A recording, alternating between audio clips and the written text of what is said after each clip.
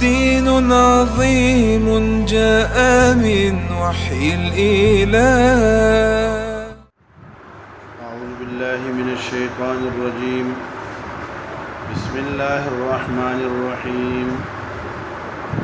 ولا تنكحوا المشركات حتى يؤمن ولأمة مؤمنة خير من مشركة ولو أعجبتكم ولا تنكحوا المشركين حتى يؤمنوا ولعبد مؤمن خير من مشرك ولو أعجبكم أولئك يدعون إلى النار والله يدعو إلى الجنة والمغفرة بإذنه ويبين آياته للناس لعلهم يتذكرون.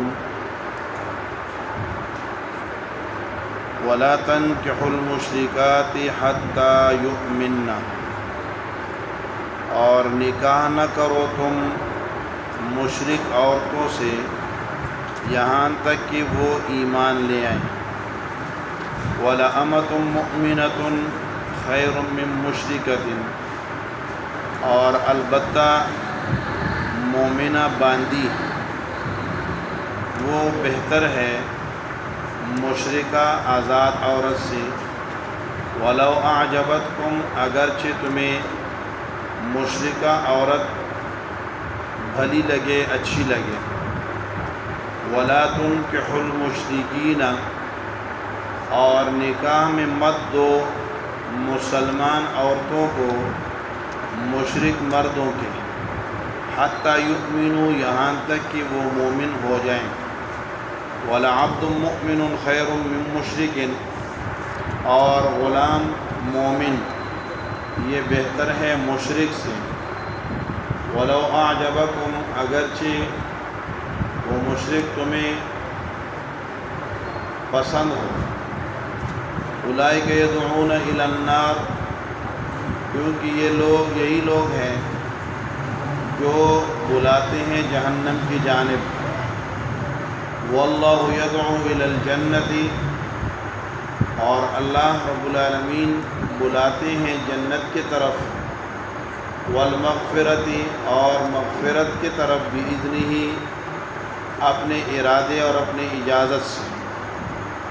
وَيُبَيِّنُ آیاتہ، اور اللہ اپنے احکامات لوگوں کے لیے بیان کرتے ہیں. لعلہم یتذکرون، شاید یہ لوگ اللہ کے طرف دھیان اور توجہ کر لیں. سورۃ بقرہ حصہ نمبر 2، باب نمبر 3 کا مسئلہ نمبر 5.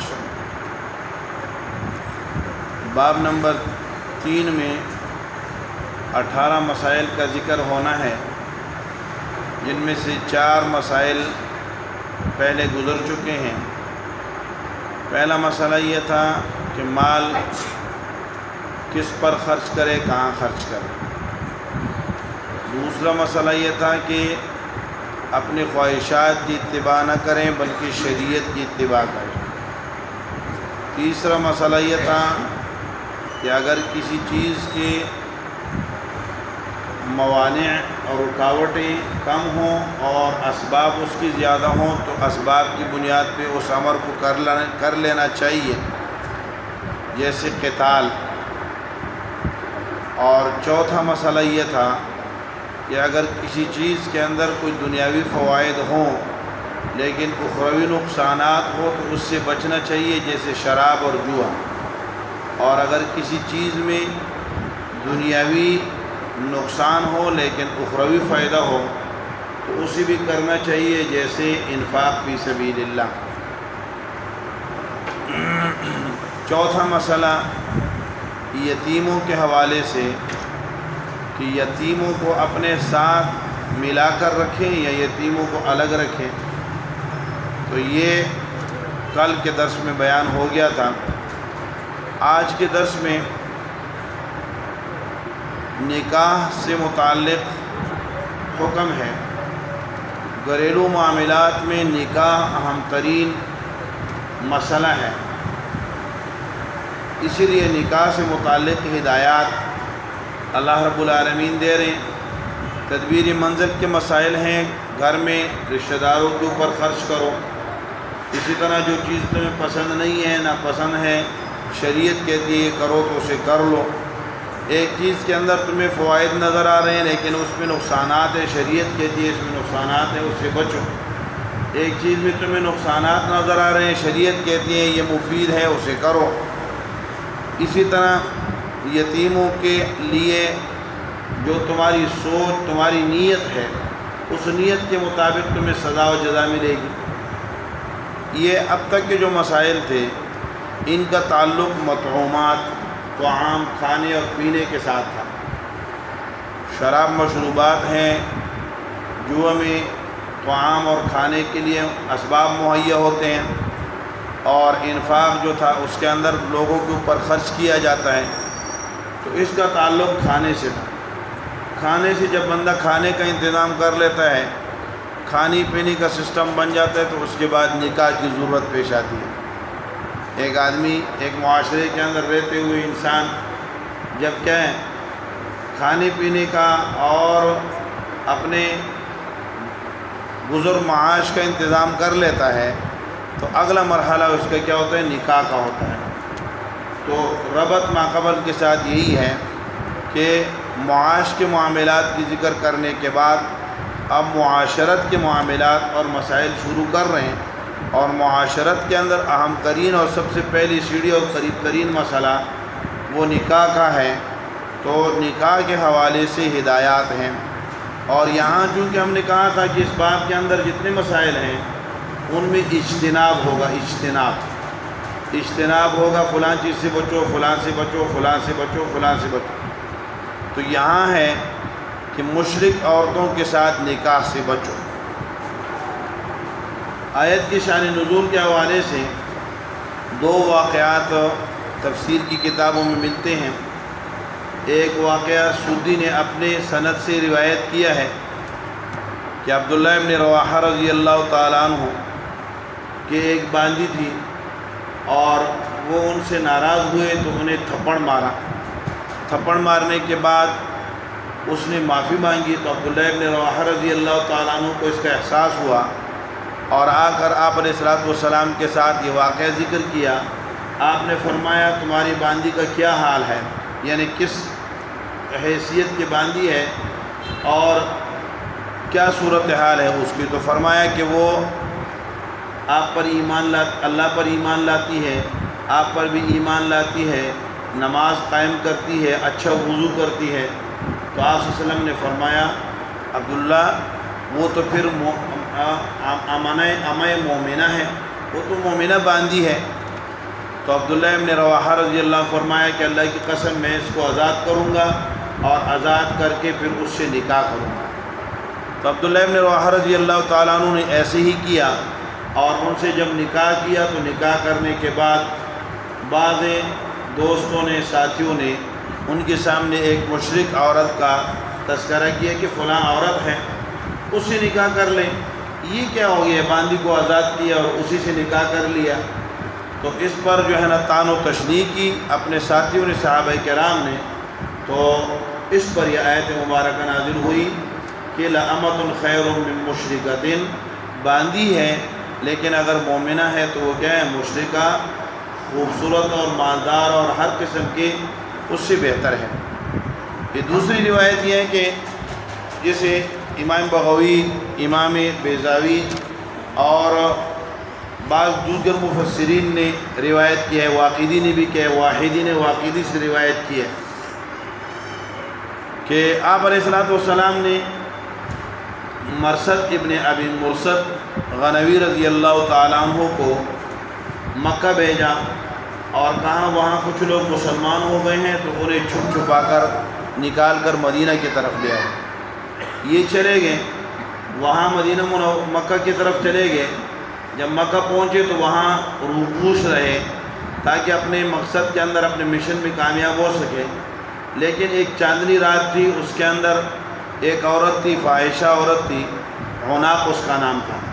اس عناق کے ساتھ ان کی زمانہ جاہلیت کے اندر دوستی تھی، یہ مرثد ابن ابی مرثد غنوی رضی اللہ تعالیٰ عنہ کی۔ تو جب وہ ان سے انہیں دیکھا تو کہتی ہیں الا تخلو بھی، کیا میرے ساتھ خلوت نہیں کرو گے؟ تو مرثد رضی اللہ عنہ کہا کہ ویحک یا عناق قد حال بیننا و بین ذلک الاسلام، اسلام ہمارے اور ان جیسے واقعات کے درمیان حائل ہو گیا ہے، یعنی اسلام نے ہمیں پابند کر دیا ہے ایسے قسم کے حالات اور باتیں۔ تو اس نے کہا کہ کیا میرے ساتھ نکاح نہیں کرو گے؟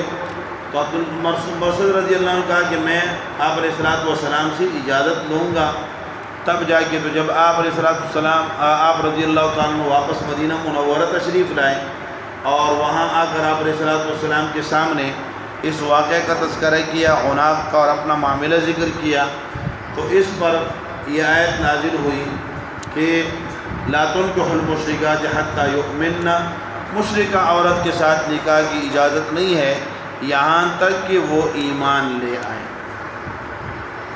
تو آیات مبارکہ اس بارے میں نازل ہوئی۔ امام بیضاوی وغیرہ نے اس آیت کا شان نزول لکھا ہے، لیکن علامہ ابن کثیر رحمۃ اللہ علیہ فرماتے ہیں کہ یہ آیت، یہ جو واقعہ ہے بخاری وغیرہ میں، یہ الزانیۃ والزانی آیت کے شان نزول میں لکھا ہے۔ یہاں جو واقعہ ہے وہ کیا ہے؟ وہ عبداللہ ابن رواحہ والا واقعہ ہی زیادہ بہتر ہے۔ تو فرمایا وَلَا تَنْكِحُوا الْمُشْرِكَاتِ، نکاح نہ کرو مشرک عورتوں کے ساتھ، حتیٰ یؤمنن، یہاں تک کہ وہ مومن ہو جائیں۔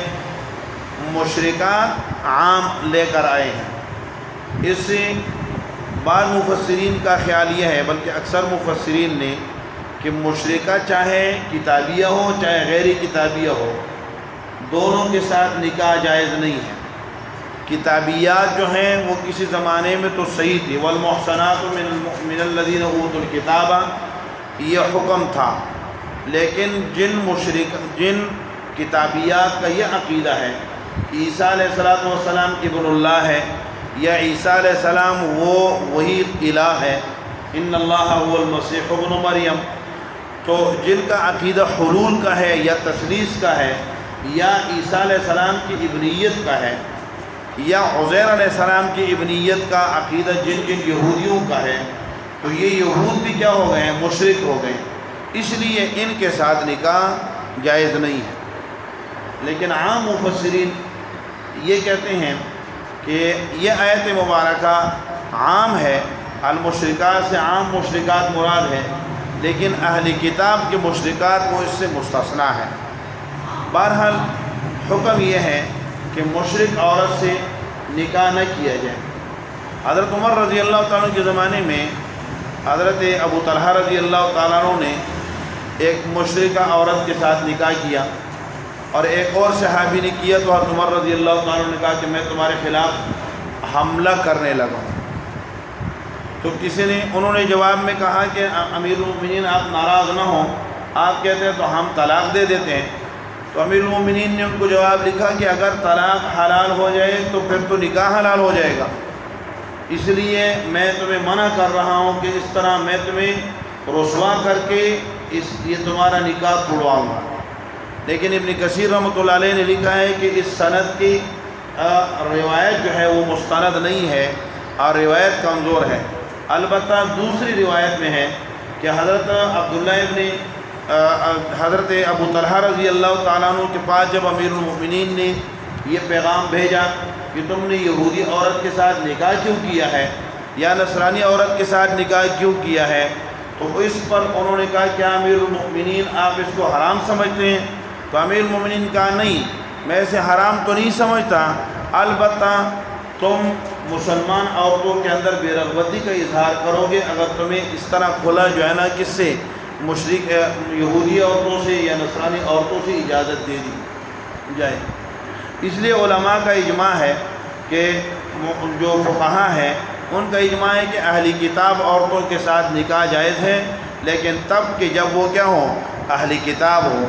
اس وقت جو دنیا کے اندر عورتیں ہیں مشرکین کی عورتیں ہیں یا کس کی ہیں؟ اہلی کتاب کی عورتیں ہیں، تو وہ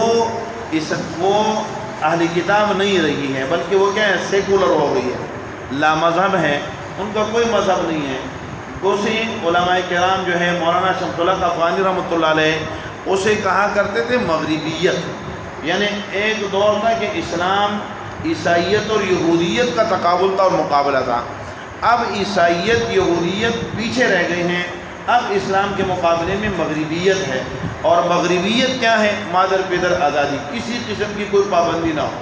یہ کہتے ہیں میرا جسم میری مرضی، یہ مغربیت کا نعرہ ہے۔ اس شریعت، کسی اسلامی شریعت میں، کسی آسمانی کتاب میں یہ حکم نہیں ہے، عیسائیت میں یہ حکم نہیں ہے، یہودیت میں یہ حکم نہیں ہے۔ ہم جنس پرستی کو جائز سمجھنا یہ کیا ہے؟ یہ نہ عیسائیت میں ہے نہ یہودیت میں ہے۔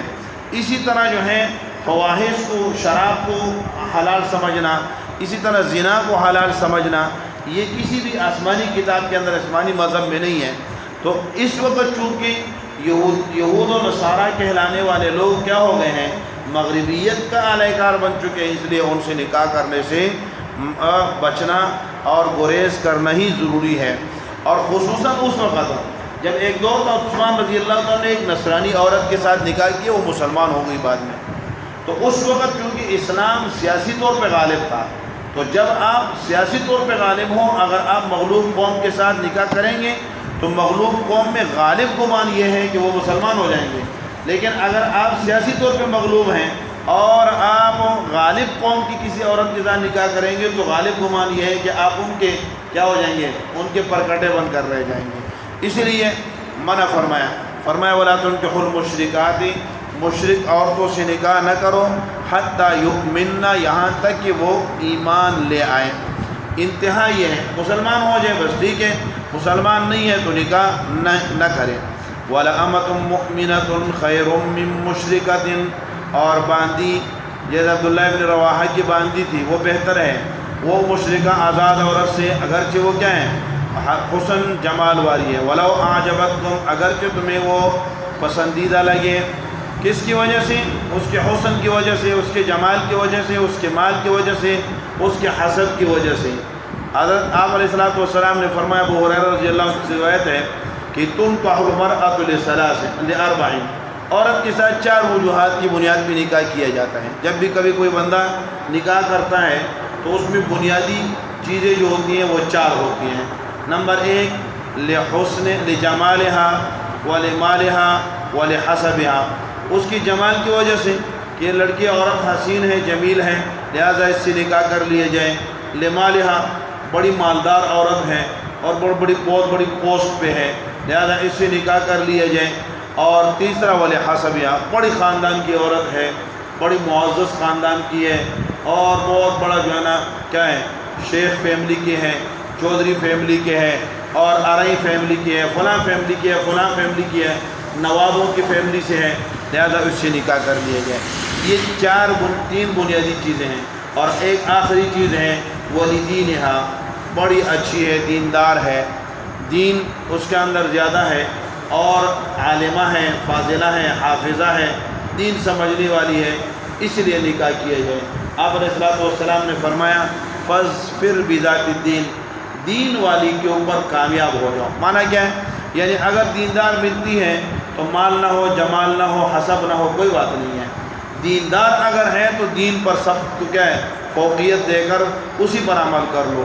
تو مشرکہ کے مقابلے میں چونکہ مومنہ وہ دیندار ہے، اس لیے علماء نے لکھا ہے کہ اگر ایک آدمی کو دیندار عورت ملتی ہے اور وہ حسین و جمیل نہیں ہے اور مالدار بھی نہیں ہے اور بڑے خاندان میں بھی نہیں ہے، اور دوسری طرف فاسقہ فاجرہ عورت ہے اور وہ مالدار ہے اور دولت مند ہے، تو اس فاسقہ فاجرہ سے یہ غریب اور یہ غیر حسین اور چھوٹے نسب والی عورت بہتر ہے، کیونکہ اس سے آگے جا کر بہت سارے فوائد اور بہت ساری خیر آپ کو مل سکتی ہے، کیونکہ اس کا تعلق دین کے ساتھ ہے۔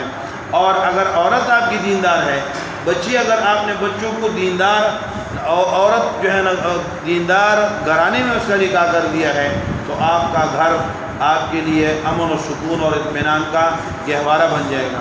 بے دینی کے ساتھ اللہ رب العالمین کا تعاون نہیں ہوتا، اللہ کی مدد اور نصرت نہیں ہوتی، اس لیے گھر بھی بگڑتے ہیں، بچے بھی بگڑتے ہیں، نسلیں بھی بگڑ جاتی ہیں۔ تو فرمایا وَلَوْ أَعْجَبَتْكُمْ اگرچہ تمہیں مشرک اور فاسق و فاجر اچھے لگیں مال دولت اور حسن و حسب و نسب کی وجہ سے، لیکن فرمایا اس سے نہ کرو بلکہ ان کے مقابلے میں کن سے نکاح کر لو؟ آزاد مشرک مسلمان عورت سے کر لو، اگرچہ وہ غریب کیوں نہ ہو اور اگرچہ وہ باندی کیوں نہ ہو۔ وَلَا تُنكِحُوا الْمُشْرِكِينَ حَتَّى يُؤْمِنُوا، اور مت نکاح میں دو۔ یہ حکم یا تو اولیاء کو ہے جن کے پاس نکاح کا اختیار ہے، یا حکام کو ہے۔ اسلامی حکومت کو یہ حکم ہے کہ اگر مسلمان عورتیں مشرکوں کے ساتھ نکاح کرنا چاہتی ہیں تو آپ کیا کر دو، اپنی قوت اور پاور کا استعمال کرتے ہوئے، ولایت عامہ کا استعمال کرتے ہوئے منع کر دو۔ امنعوہن عن نکاحہن من المشرکین، مشرکین سے نکاح کرنے سے انہیں منع کر دو۔ ولا تنکحوا مسلمات، ولا تنکحوا مسلمات، یہ مفعول ثانی ہے، مفعول اول ہے، یہ حذف ہے، اور المشرکین یہ دوسرا مفعول ہے۔ ولا تنکحوا المسلمات، مسلمان عورتوں کا نکاح نہ کرو، مطلب کیا ہے؟ نکاح نہ کرنے دو۔ المشرکین، مشرکین سے، حتی یؤمنوا، یہاں تک کہ مومن ہو جائیں۔ ولعبد مؤمن خیر من مشرک، اور غلام مومن بہتر ہے مشرک سے۔ غلام سے مراد کیا ہے؟ رجل ہے، آدمی ہے، چاہے وہ غریب آدمی ہے، آزاد آدمی ہے، کیونکہ ہر مومن بندہ کیا ہوتا ہے؟ عبد ہے، اللہ کا عباد اللہ ہے، اور ہر مومن عورت کیا ہے؟ اماء اللہ ہے۔ تو فرمایا وَلَعَبْدٌ مُؤْمِنٌ خَيْرٌ مِّن مُشْرِكٍ، مشرک سے، اور اگرچہ غریب ہے اور وہ اگرچہ مالدار ہے۔ وَلَوْ أَعْجَبَكُمْ، اگرچہ تمہیں اس کی مالداری اور اس کا حسن اور جمال، اس کا حسب و نسب زیادہ پسند ہو، کیوں؟ وجہ یہ ہے اولئک یدعون الی النار، وہ آگ کی طرف دعوت دینے والے ہیں۔ تو اگر آپ کے گھر میں آگ کی داعیہ آ گئی تو آپ کو کیا ہے؟ آگ کی طرف لے جائے گی۔ اگر آپ نے اپنی بچی کسی آگ کے داعی کے گھر میں بھیج دی ہے تو اسے آگ کی طرف لے جائے گا، اس لیے بچو۔ واللہ یدعو الی الجنۃ والمغفرۃ، واللہ یدعو بسبب رسلہ، بذریعۃ رسلہ، اللہ دعوت دیتے ہیں اپنے انبیاء کے ذریعے جنت اور مغفرت کی طرف۔ یا اللہ تعالیٰ کے اولیاء، وہ اولیاء اللہ یدعو، یہاں مضاف محذوف ہے، اور داعیوں کی جو دین کی طرف اور جنت اور مغفرت کی دعوت دینے والے ہیں، ان کی فضیلت کو بیان کرنے کے لیے ان کو حذف کر دیا گیا ہے، اور فرمایا گویا ان کی دعوت گویا اللہ کی دعوت ہے۔ واللہ یدعو الی الجنۃ، اور اللہ پکارتے ہیں، بلاتے ہیں، الی الجنۃ، جنت اور مغفرت کی طرف، باذنہ، بارادتہ، اپنے ارادے سے، یا باذنہ، بقضائہ، اپنے قضاء اور فیصلے سے اللہ رب العالمین بلاتے ہیں۔ وَيُبَيِّنُ آیَاتِهِ لِلنَّاسِ، اور اللہ اپنے احکامات لوگ سامنے بیان کرتے رہتے ہیں، کھول کر بیان کرتے ہیں، جیسے نکاح کا مسئلہ بیان کر دیا تاکہ گھریلو معاملات درست ہو جائیں۔ لَعَلَّهُمْ يَتَذَكَّرُونَ، تاکہ لوگ اللہ رب العالمین کی نعمتوں میں غور اور فکر کر کے اللہ کے احکامات کو اپنے لیے نصیحت سمجھتے ہوئے، اپنے لیے غنیمت سمجھتے ہوئے ان کے اوپر عمل کریں، اور دنیا بھی بن جائے اور آخرت بھی بن جائے۔ اللہ مجھے اور آپ کو عمل کرنے کی توفیق۔ دين عظيم جاء من وحي الإله